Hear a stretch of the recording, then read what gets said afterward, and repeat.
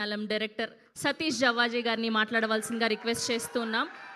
So మీరు మాట్లాడే ముందు మీకు ఒక సీక్రెట్ లెటర్ ఒకటి వచ్చింది. మైక్ ఎవరి దగ్గర నుంచి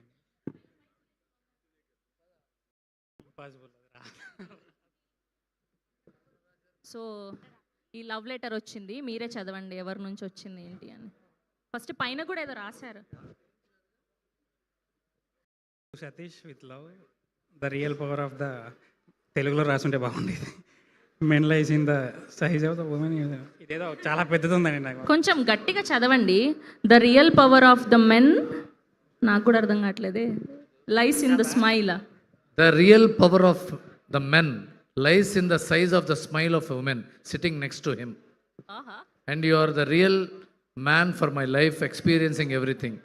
మీ ఆవిడ చిరునవ్వు కారణం మీరని ఆవిడ ఉద్దేశం. మీ ఆవిడ కాదు తెలియదు, ఆవిడ రాసినాడు. వాళ్ళ ఆవిడే. నా వాట్సాప్ నెంబర్ ఉంది, నీ దగ్గర మెసేజ్ చేయొచ్చు నువ్వు. ఇంకొకటి కూడా రాశారు ఆవిడ లోపల, చాలా పెద్ద చిట్టియే పంపించారు మీకు వ్యాలంటైన్స్ డే రోజు. వాళ్ళు ఆవిడే రాశారు పాపం. I love you two.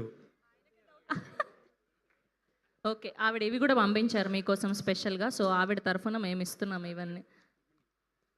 అది కూడా చదవండి లోపల, ఆవిడ చదవడానికే కదా పంపించారు. నేనేదో స్పీచ్ ఇద్దామని రెడీ అయ్యి వచ్చానండి, ఇదేదో అన్ఎక్స్పెక్టెడ్గా ఉంది నాకు.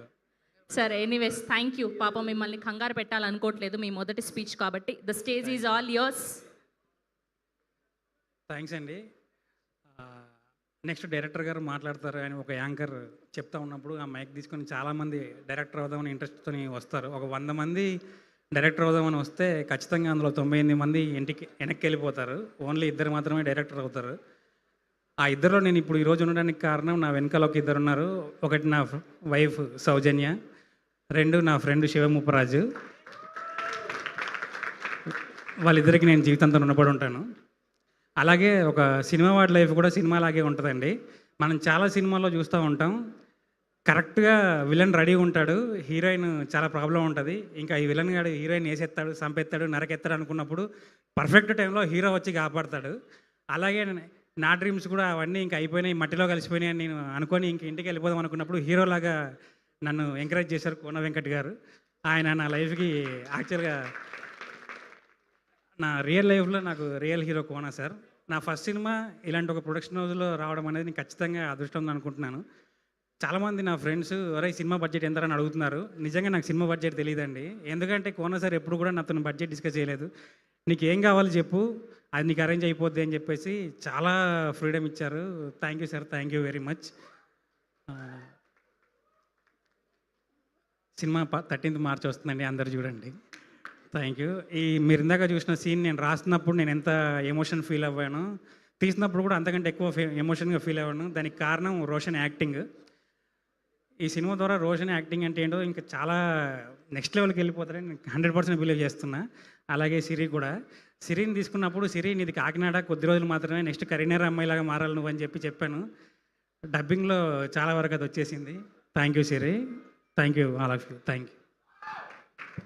Thank you Satish garu, thank you so much. And ఇప్పుడు మా బ్యూటిఫుల్ రాజమ్మ. విజయ్ గారి గురించి ఏం మాట్లాడాలి అని నేను అనుకుంటున్నప్పుడు విజయ్ గారే నాకు కంటెంట్ ఇచ్చారు. ఎందుకు జీ ప్రతి ఈవెంట్లో హీరో హీరోయిన్ వెనకాల నుంచి వస్తారు, మనం ఇద్దరం వద్దాం వెనకాల నుంచి అన్నారు ఇందాక. మనకు పిల్లలు ఉన్నారు జీ, మనం అలాంటి పనులు చేయకూడదు అంటే నిజమే, కాకినాడ వెళ్ళిపోవాలి నేను రెడీ అని చెప్పాడు. Thank you. ప్రతి సినిమాలో నాకు తెలిసి 1-2 హిట్ సాంగ్స్లు ఉంటాయండి. మొత్తం ఆల్బమ్ అంతా హిట్ సాంగ్ ఉండేవి. చాలా రేర్ సినిమాలు ఉంటాయి. బ్యాండమేళం అలాంటి రేర్ సినిమా అయింది బికాజ్ విజయ్ గారితో. Thank you ji, thank you. సరేనా జీ? ఈ జీ ఏంటి? Okay, thank you so much Satish గారు. అండ్ ఇప్పుడు మా బ్యూటిఫుల్ జాబిలి, మా రాజమ్మ శ్రీదేవిని మాట్లాడవలసిందిగా రిక్వెస్ట్ చేస్తున్నాం.